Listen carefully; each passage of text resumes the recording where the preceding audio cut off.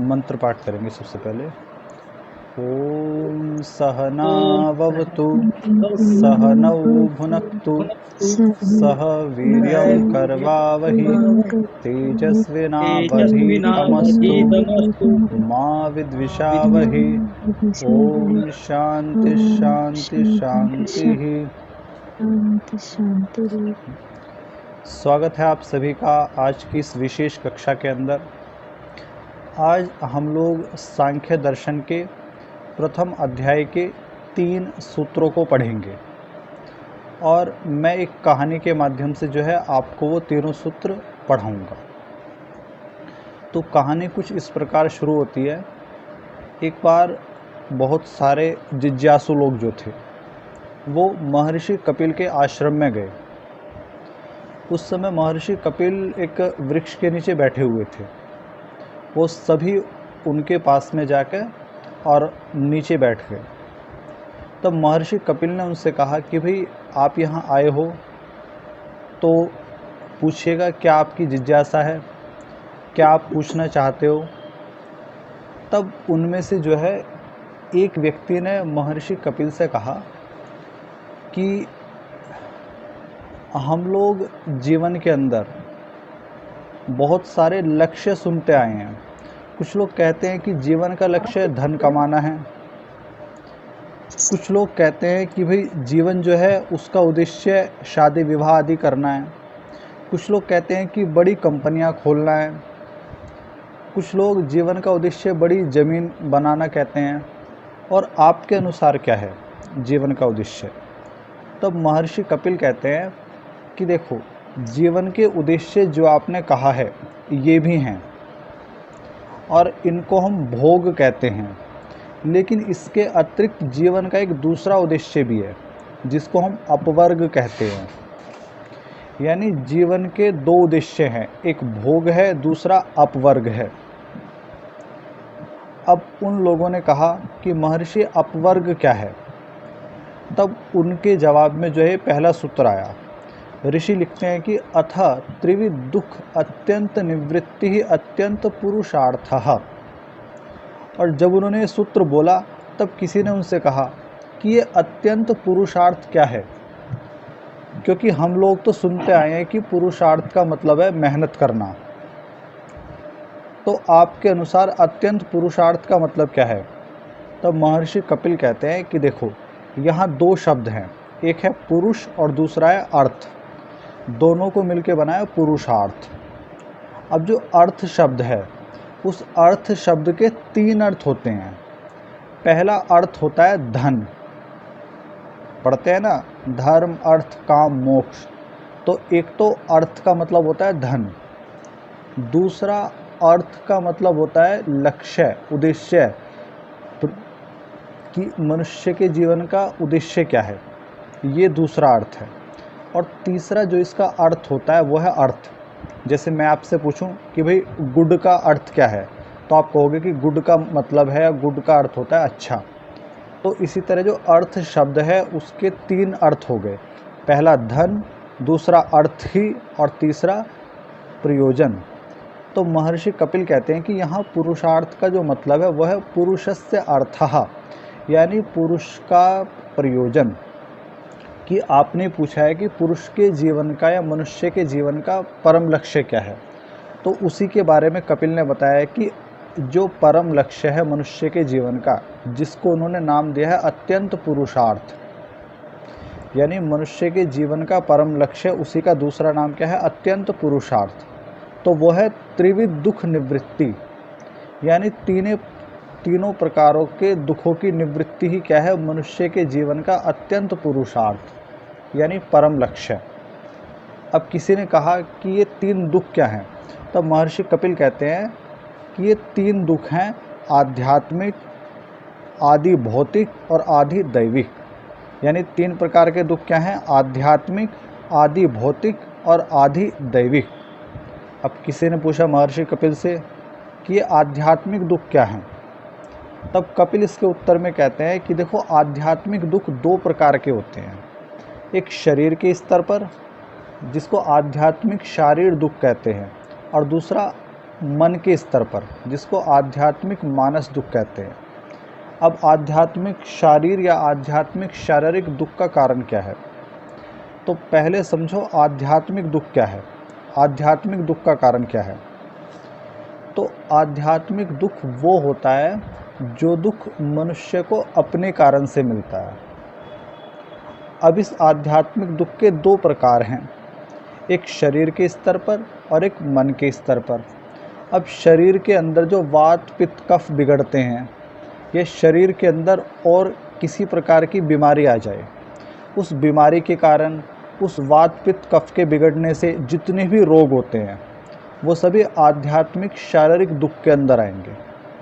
और दूसरा है आध्यात्मिक मानस दुख, यानी मन के अंदर व्यक्ति किसी से ईर्ष्या कर रहा है, द्वेष कर रहा है, ठीक, मन के अंदर अलग अलग प्रकार की वृत्तियां आ रही हैं, लोभ के विचार आ रहे हैं, काम के विचार आ रहे हैं, यानी इन प्रकार की वृत्तियों से जो मनुष्य को दुख होगा वो आध्यात्मिक मानस दुख होगा। यानी आध्यात्मिक दुख भी दो प्रकार के हो गए, पहला शरीर के स्तर पर, दूसरा मन के स्तर पर। अब दूसरा दुख क्या है? आदि भौतिक दुख। तो जो दुख दूसरे प्राणियों से मनुष्य को मिलता है वो दुख कहलाता है आदि भौतिक दुख। जैसे कोई व्यक्ति रास्ते से जा रहा था, अब किसी ने सामने से आके जो है उसके टक्कर मार दी, तो इसमें उस व्यक्ति की कोई गलती नहीं है जिसको टक्कर लगी है, या किसी को कुत्ते ने काट लिया, सांप ने काट लिया, बिच्छू ने काट लिया, या किसी ने किसी को गाली दे दी, किसी ने किसी की पिटाई कर दी, यानी वो सारे दुख जो हमें दूसरे प्राणियों से मिलते हैं वो सारे के सारे दुख कहलाते हैं आदि भौतिक दुख। अब तीसरे दुख क्या हैं? आदि दैविक दुख, यानी वो समस्त दुख जो इस प्रकृति की घटनाओं से मिल रहे हैं। जैसे कि भूकंप आ गया, अभी तुर्की के अंदर आया था बहुत भयंकर भूकंप, जैसे कि बड़े बड़े तूफान आ जाते हैं, बहुत अधिक गर्मी पड़ गई, बहुत अधिक बरसात पड़ गई, अभी उत्तराखंड की तरफ पहाड़ों में बहुत अधिक जो है बाढ़ आ रही थी, बाढ़ की स्थिति थी। तो वो सारे के सारे दुख जो जिनका कारण न तो मैं हूँ, ना ही वो डायरेक्टली किसी दूसरे प्राणियों के द्वारा मिल रहे हैं, जो इस प्रकृति की घटनाओं के कारण मिल रहे हैं, वो सारे के सारे दुख कहलाते हैं आदि दैविक दुख। तो महर्षि कपिल कहते हैं कि संसार में इन तीनों प्रकार के दुखों के अलावा और कोई दुख नहीं बचेगा, यानी सारे दुखों को उन्होंने इन तीन दुखों के अंदर डाल दिया, आदि भौतिक, आदि दैविक और आध्यात्मिक। अब जब इन तीनों प्रकारों के दुखों की पूरी निवृत्ति हो जाती है 100%, तो उसी का नाम दिया है अत्यंत पुरुषार्थ, यानी मनुष्य के जीवन का परम लक्ष्य। तो यहाँ प्रश्न पूछा गया था कि मनुष्य के जीवन का लक्ष्य क्या है? तो ऋषि ने कहा कि मनुष्य के जीवन का एक तो है लक्ष्य और एक है परम लक्ष्य। लक्ष्य को हम कहते हैं पुरुषार्थ, यानी पुरुष का उद्देश्य, और दूसरा क्या है? अत्यंत पुरुषार्थ, यानी मनुष्य के जीवन का परम लक्ष्य। अब जब महर्षि कपिल ने इतना बता दिया कि भाई मनुष्य के जीवन का परम लक्ष्य तो देखो मोक्ष है, मोक्ष अर्थात तीनों प्रकारों के दुखों की 100% निवृत्ति, तीनों प्रकारों के दुखों का 100% खत्म हो जाना। तब किसी व्यक्ति ने उनसे प्रश्न करा कि आपने ये कहा है कि भाई दुखों से छूट जाना ही मोक्ष है, तो संसार में बहुत सारे उपाय हैं। मान लीजिएगा कोई व्यक्ति बीमार हो जाता है, दवाई खा लेता है, ठीक हो जाता है। किसी को कुत्ते ने भी काट लिया, इंजेक्शन लग जाते हैं, वो भी ठीक हो जाता है। किसी व्यक्ति का एक्सीडेंट भी हो गया तो भी बड़े उपचार होते हैं, उपचारों के द्वारा ठीक हो जाता है, बहुत सारे अस्पताल हैं। तब उसने कहा फिर मोक्ष की ही ज़रूरत क्या है? क्योंकि संसार में भी तो ऐसे इतने सारे उपाय हैं संसार के अंदर जिनके द्वारा मनुष्य सुखी रह सकता है, तो फिर हम मोक्ष के ही पीछे क्यों भागें? आखिर मोक्ष को ही आप परम लक्ष्य क्यों कहते हैं? अत्यंत पुरुषार्थ आपने मोक्ष का ही नाम क्यों दिया है? क्योंकि उपाय तो बहुत सारे हैं हमारे पास में। हमें बहुत अधिक गर्मी लगती है तो हमने घरों के अंदर लगा लिए एसी, हमें बहुत अधिक सर्दी लगी तो हम लेके आ गए हीटर, हमें पानी गर्म लगा तो हम लेके आ गए फ्रीज, हमें बहुत ज़्यादा चलना नहीं था तो हमने गाड़ियाँ बना ली। तो इनके द्वारा भी तो हमारे दुखों की निवृत्ति हो रही है। फिर मोक्ष ही क्यों, ऐसा कपिल से पूछा जा रहा है कि जब इन सब के द्वारा दुख दूर हो ही रहे हैं तो फिर मोक्ष के पचड़े में क्यों पड़ा जाए, क्यों फालतू जीवन के अंदर टेंशन ली जाए। तब महर्षि कपिल ने सांख्य दर्शन का दूसरा सूत्र बोला, और बड़ा ही सॉलिड सूत्र है। उसमें कहा गया कि न दृष्टा तत्सिद्धि निवृत्ते अपि अनुवृत्ति दर्शनात्, यानी जो ये आपको दिखाई देते हैं नहीं, दृष्टात यानी जो दिखाई देने वाले साधन हैं। अर्थात आपको प्यास लगी, गर्म पानी था, आपने फ्रिज से ठंडा पानी पी लिया। आपको गर्मी लगी, आपने कर दिया एसी ऑन। आपको चलने में दिक्कत थी तो आप गाड़ी और बाइक के द्वारा आप चले गए। आपकी तबीयत थोड़ी ख़राब हुई तो आपने खा ली दवाई। तो ये सारे क्या है, दृष्ट उपाय जो देखने में आते हैं, जो संसार में मनुष्य कर रहा है। तो कपिल कहते हैं कि न दृष्टात, इन दिखाई देने वाले उपायों के द्वारा जो है नहीं, तत्सिद्धि ही, मोक्ष के जैसा आनंद नहीं है। क्यों? निवृत्ते अपि, इनके द्वारा दुख दूर तो हो जाता है, लेकिन अनुवृत्ति दर्शनात्, वो दुख फिर दिखाई देता है। अच्छा, कभी ऐसा हुआ है कि व्यक्ति को गर्मी लगी हो और उसने एसी चला लिया हो और फिर उसके बाद गर्मी लगनी बंद हो गई हो? ऐसा तो कभी नहीं हुआ होगा किसी के साथ में। नहीं ऐसा हुआ होगा कि सर्दी लग रही है, हीटर चला दिया, उसके बाद में फिर कभी सर्दी लगी ना हो।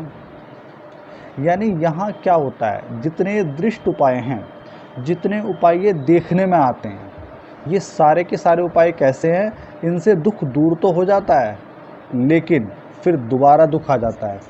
इसलिए कहते हैं कि निवृत्ते अपि, निवृत्ति हो जाती है, दुख दूर हो जाता है, लेकिन अनुवृत्ति दर्शनात्, फिर वो दोबारा लौट के आता है।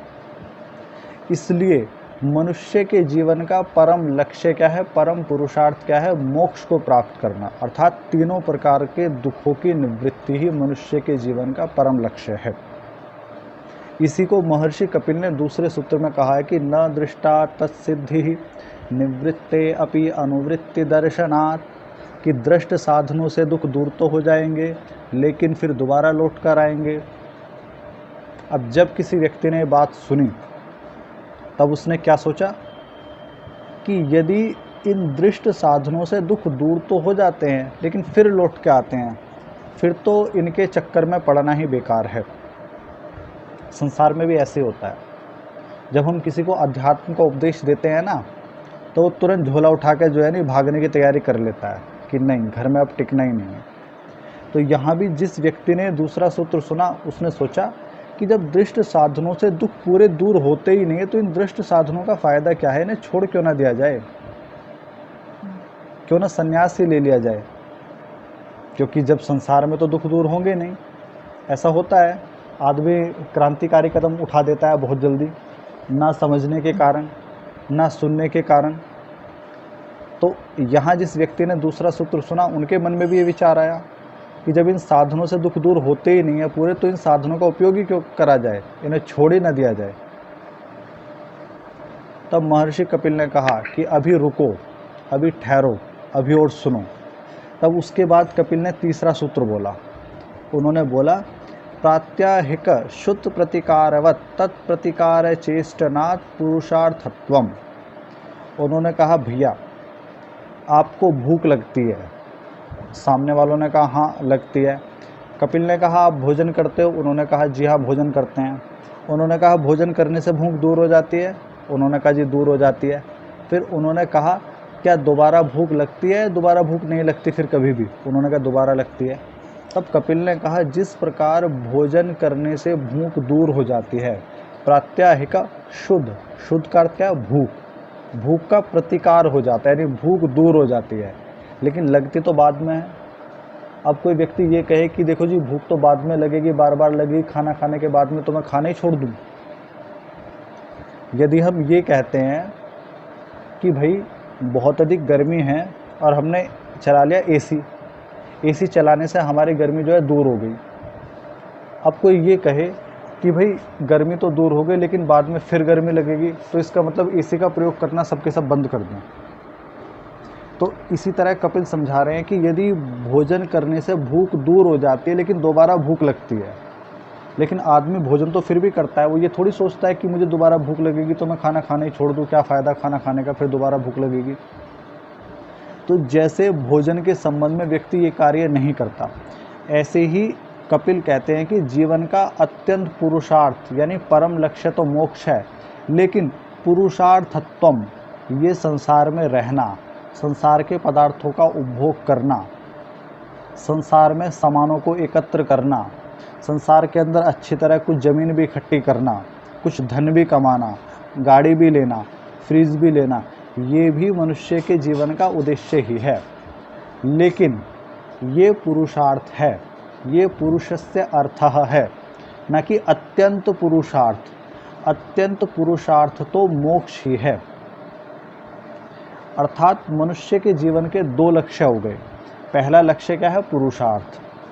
पुरुषार्थ का मतलब ही लक्ष्य है यानी भोग। और दूसरा क्या है? अत्यंत पुरुषार्थ, परम लक्ष्य, वो है मोक्ष। तो संसार में भागना भी नहीं है यदि ऋषियों के अनुसार चलोगे। ये जो भागने का जो ये चक्कर चला है ना, ये कहीं ना कहीं बौद्ध धर्म के द्वारा चला है। वरना यदि आप सांख्य दर्शन पढ़ो तो मैंने 3 सूत्र आपके सामने बताए हैं। महर्षि कपिल ने कहा कि मनुष्य के जीवन का परम लक्ष्य तो मोक्ष है, इसलिए उन्होंने पहले सूत्र में उसको कहा अत्यंत पुरुषार्थ, और फिर कहा तीसरे सूत्र में कि इसके साथ में संसार के साधनों को कमाना, उनको इकट्ठा करना भी लक्ष्य है, लेकिन वह है छोटा लक्ष्य, उसको कहा है पुरुषार्थ। लेकिन ये नहीं कि हम अत्यंत पुरुषार्थ के लिए पुरुषार्थ को ही छोड़ दें, किसी बड़ी चीज़ के लिए छोटी चीज़ को भी छोड़ दें। कहते हैं ना, आधी छोड़ पूरी को धामे, आधी मिले ना पूरी पावे। कई बार लोग ऐसे ही करते हैं, वो बड़े जोश में आके किसी कथा के अंदर, कहानी के अंदर, जब महात्मा जी कहते हैं कि संसार के साधन तो नष्ट होने वाले हैं, तो वो कहता है कि बस महात्मा जी अब तो कुछ नहीं। अभी मैं एक भागवत कथाकार की कथा सुन रहा था। एक महिला ने उनकी कथा सुनी, कथा सुन के बड़ी प्रभावित हुई और वो कथा के अंदर आई। अब वो कथा के अंदर क्या कहती है कि महाराज जी मैं आपको बहुत समय से सुन रही हूँ और मैं तो अपनी ज़मीन वमीन सब बेच के आपके यहीं आकर रहूँगी अब। तो महाराज जी ने क्या कहा कि तुमने ऐसी गलती क्यों करी? भाई तुमने ज़मीन बेच दी, तुम्हें आना है, आप आ सकते हो, लेकिन ये ज़मीन बेचने की क्या ज़रूरत थी? घर बेचने का क्या ज़रूरत था? क्योंकि ये साधन तो जीवन के लिए आवश्यक हैं। तो कई बार अज्ञानी लोग क्या करते हैं, जोश में आके जो है ना सब कुछ ऐसे छोड़ देते हैं और फिर बाद में पछताते हैं। तो जीवन के अंदर अच्छी तरह से रहना, धन कमाना, ये भी लक्ष्य है। तभी तो इसको नाम दिया है पुरुषार्थत्वम। प्रात्याहिक श्रुत प्रतिकार व तत्प्रतिकार चेष्टनात् पुरुषार्थत्वम। ये सब क्या है? पुरुषार्थ है। लेकिन इसके साथ में परम पुरुषार्थ क्या है? मोक्ष। तो जीवन में यदि ये कहा जाए कि मनुष्य के जीवन का लक्ष्य क्या है, तो वो दो ही लक्ष्य हैं, भोग और अपवर्ग। लेकिन भोग छोटा लक्ष्य है, अपवर्ग बड़ा लक्ष्य है। आप जब वैशेषिक दर्शन पढ़ोगे तो वहाँ भी यही कहा है, अभ्युदय निःश्रेयस। अभ्युदय अर्थात संसार के अंदर रह के उन्नति करना, और निःश्रेयस क्या है? मोक्ष को प्राप्त करना। तो वहाँ भी यही लक्ष्य कहा है। सांख्य में ये लक्ष्य कहा है, योग में ये लक्ष्य कहा है। योग में कहा है भोग अपवर्ग, वैशेषिक में कहा है अभ्युदय निःश्रेयस, सांख्य में कहा है पुरुषार्थ और अत्यंत पुरुषार्थ। और वेद में भी इसी बात को कहा है। आप यजुर्वेद का मंत्र पढ़ना, ईशावास्यम इदम सर्वम यत्किंच जगत्याम जगत्तेन त्यक्तेन भुंजिता मां गृधः कस्य स्विर्धनम। वहाँ भी यही कहा है कि तेन त्यक्तेन भुंजिता, त्याग पूर्वक उपभोग करो। उपभोग के लिए मनाही नहीं है, लेकिन क्या कहा है? परम लक्ष्य मोक्ष। इसलिए संसार के साधनों को ऐसे उपयोग करो जैसे ये तुम्हारे सहायक हो। इन्हें ऐसे मान के मत चलो कि जैसे आप इनके स्वामी हों, क्योंकि देने वाला तो परमात्मा है, उसने दिया है, आप लोग उपयोग कर रहे हो, इतना मान के जो है अपनी यात्रा आगे बढ़ाओ। तो ना तो संसार की अवहेलना करनी है। कुछ लोग बड़ी अवहेलना कर देते हैं संसार की। एक बार मैं कठोपनिषद पढ़ा रहा था, तब उसके अंदर एक मंत्र आया, दो मंत्र आए, बड़े प्यारे मंत्र थे वो। उसमें एक बात क्या कही गई, देखो समझने की दृष्टि है, विचारों के बदलने की दृष्टि है, विचार बदलते हैं जीवन बदल जाता है। जीवन बदलना बड़ा कठिन नहीं है। हमारे आर्य विद्वान भी ऐसा उपदेश करते हैं, अपने भजनों में गाते हैं कि जब जीव गर्भ के अंदर रहता है, बड़ी मुश्किल में रहता है, तब वो भगवान से हाथ जोड़ता है कि भगवान मुझे कभी इस नरक से बाहर निकालोगे। ऐसा हमने भजनों के अंदर सुना है, शायद आप लोगों ने भी सुना होगा कि बड़ा दुख भोगता है। लेकिन उपनिषदकार ये नहीं कहता, उपनिषदकार ये कहता है कि जब जीव गर्भ के अंदर रहता है ना, तो वो उसका सबसे सुरक्षित स्थान रहता है। जब वो बाहर आता है उसके बाद तो जीवन की असली समस्याएं शुरू हो जाती हैं उसके सामने। लेकिन जब तक वो माँ के गर्भ में रहता है नहीं, तब तक तो माँ के द्वारा ही वो सारे कार्य कर रहा है, और एक अलग ही सुरक्षा के अंदर है वो, एक विशेष सुरक्षा के अंदर। माँ जितनी अपनी सुरक्षा कर रही है, वो उसकी सुरक्षा ही तो हो रही है। तो उपनिषद ये नहीं कहता कि वो अंधेरे में है और वो दुखी है, वो परेशान है।